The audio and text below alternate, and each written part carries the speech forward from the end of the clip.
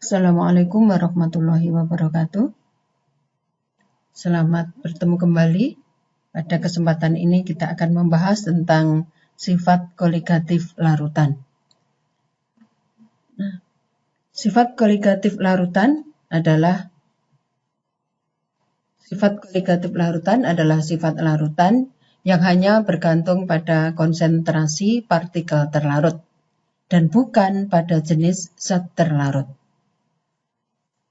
Jadi sifat koligatif larutan yang menjadi faktor penentunya adalah konsentrasi partikel zat terlarut yang ada di dalam larutan itu, bukan jenis zat terlarutnya. Ada 4 macam sifat koligatif larutan yang nanti akan kita pelajari, yaitu penurunan tekanan uap, penurunan titik beku, kenaikan titik didih, dan tekanan osmotik larutan. Jadi larutan itu apabila kita bandingkan terhadap pelarut murninya, maka tekanan uapnya akan lebih rendah, titik bekunya lebih rendah, titik didihnya lebih tinggi. Keempat sifat ini, besarnya penurunan tekanan uap, besarnya penurunan titik beku, besarnya kenaikan titik didih, dan besarnya tekanan osmotik yang dimiliki oleh suatu larutan tidak ditentukan oleh jenis zat terlarutnya, melainkan oleh konsentrasi partikel zat terlarut.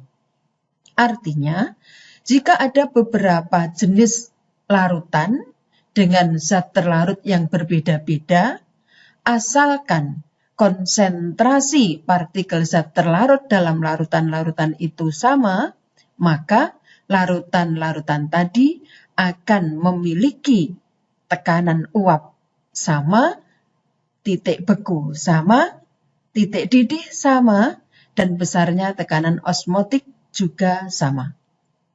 Sebaliknya, walaupun toh jenis zat terlarutnya itu sama, apabila konsentrasi partikel zat terlarutnya berbeda, maka larutan tadi akan memiliki tekanan uap, titik beku, titik didih, dan tekanan osmotik yang berbeda.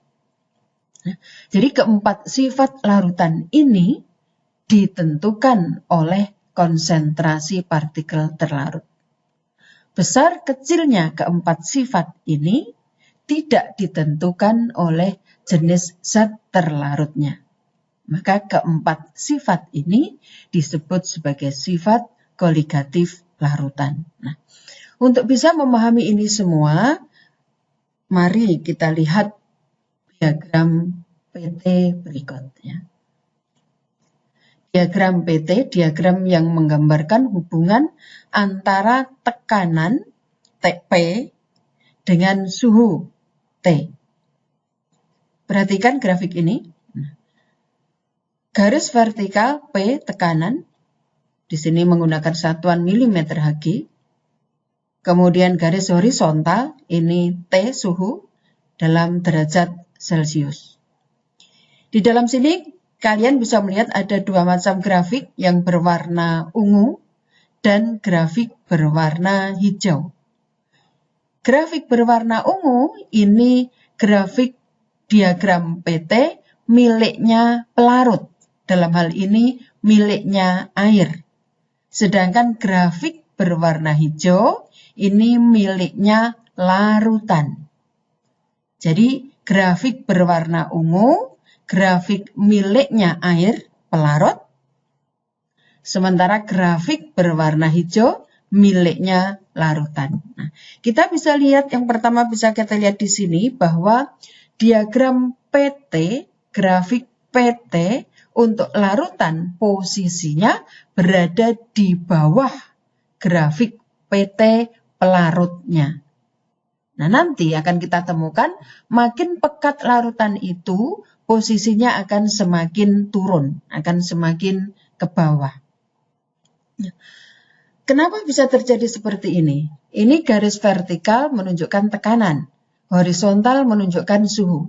Nah, tekanan, suhu. Nah, pada diagram fasa, diagram perubahan fasa, kita lihat di sini, kalian melihat ada fase padat di sini, kemudian ada fase cair, di sini posisinya ada fase gas. Nah, garis AB, lihat garis AB, ini adalah kita sebut garis beku untuk pelarut, garis beku air.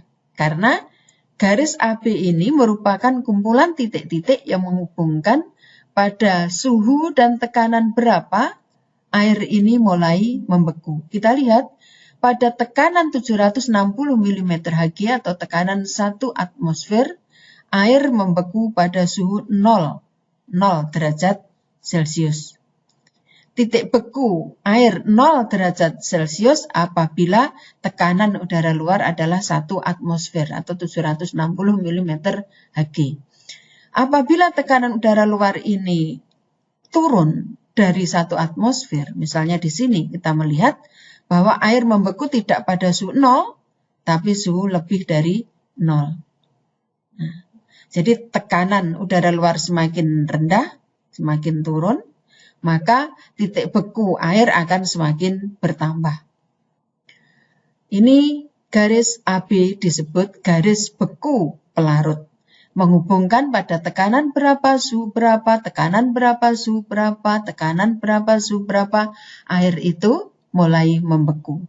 Jadi pada garis AB ini ada perubahan fase dari fase cair ke fase padat atau dari fase padat ke fase cair.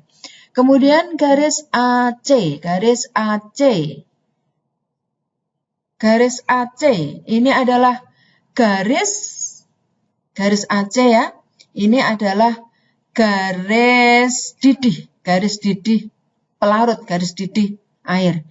Garis yang merupakan kumpulan titik-titik yang menghubungkan pada tekanan dan suhu berapa air mulai mendidih. Air mulai berubah fase dari cair ke gas. Ya. Kalau tekanan udara luar itu 1 atmosfer di sini, ternyata air mendidih pada suhu 100. Maka kita mengatakan titik didih air itu 100 derajat jikalau tekanan udara luarnya 1 atmosfer. Apabila tekanan udara luar ini turun, maka kita lihat titik didih air juga akan turun. Tapi kalau tekanan udara luar itu naik, maka titik didihnya juga akan naik. Nah, sekarang kita lihat kenapa di sini garis didih untuk larutan yang berwarna hijau, garis A kecil, C kecil ya, dengan huruf kecil di sini. Ini adalah garis didihnya larutan. Kenapa posisinya berada di bawahnya pelarut? Ini bisa kita jelaskan demikian ya. Kita membahas sifat koligatif larutan. Di sini larutannya adalah larutan di mana zat terlarutnya itu bersifat non-volatil, sukar menguap. Pelarut bersifat volatil, mudah menguap. Jadi di dalam pelarut ini belum ada zat terlarut, sehingga partikel-partikel pelarut mudah untuk menguap. Di dalam larutan ada partikel zat terlarut, yang mana partikel zat terlarut itu sukar menguap. Partikel zat terlarut sukar menguap. Berarti di sini partikel zat terlarut menghambat proses penguapan partikel pelarut. Sehingga pada suhu yang sama, misalnya pada suhu 100, ini jumlah uap pelarut lebih banyak dibanding uap dari larutan. Karena di dalam larutan, proses penguapan pelarut dihambat oleh adanya partikel zat terlarut. Maka pada suhu yang sama, uap dari pelarut jumlahnya lebih banyak dibanding uap yang dari larutan. Nah, besarnya tekanan uap tentunya sebanding dengan jumlah uap. Contohnya saja kalau misalnya kamu meniup balon, makin banyak udara yang kamu hembuskan ke dalam balon, maka balon itu akan semakin mengencang, semakin keras. Ini menunjukkan bahwa tekanan udara yang ada di dalamnya juga semakin kuat. Jadi besar kecilnya tekanan uap sebanding dengan jumlah uap. Maka pada suhu yang sama tadi karena uap pelarut jumlahnya lebih banyak menghasilkan tekanan yang lebih tinggi dibanding tekanan uap yang dihasilkan oleh suatu larutan. Fokus pada suhu 100 di sini. Pada suhu 100 jumlah uap yang dihasilkan pelarut memiliki tekanan sebesar 760. Nah, kalau 760 ini adalah tekanan udara luar, maka uap dari air dari pelarut tekanannya sama dengan tekanan udara luar. Maka pada suhu 100 ini pelarut air sudah mendidih karena tekanan uap yang dihasilkan besarnya sudah bisa menyamai tekanan udara luar. Namun bagi larutan, karena jumlah uap yang dihasilkan lebih sedikit, pada suhu 100, tekanan uap yang dihasilkan belum bisa sebesar 760 mm Hg, belum bisa menyamai tekanan udara luar. Maka pada suhu 100, larutan belum bisa mendidih. Mengapa? Karena jumlah uap yang dihasilkan tekanannya belum bisa sama dengan tekanan udara luar. Nah, supaya bisa sama, bagaimana caranya? Ya jumlah uapnya harus ditambah, yaitu dengan menaikkan suhu. Karena jumlah uap itu sebanding dengan suhu. Makin tinggi suhu, uap yang dihasilkan semakin banyak. Maka di sini suhu dinaikkan, uap dari larutan bertambah, hingga sampailah di sini, di titik ini, di titik C ini, tekanannya baru bisa sama dengan tekanan udara luar, maka di titik C ini larutan baru bisa mendidih. Nah, dari grafik kita melihat bahwa pada suhu yang sama, tekanan uap pelarut di atas tekanan uap larutan. Maka kita katakan tadi sifat koligatif larutan tadi yang pertama bahwa tekanan uap larutan mengalami penurunan dibanding tekanan uap pelarutnya.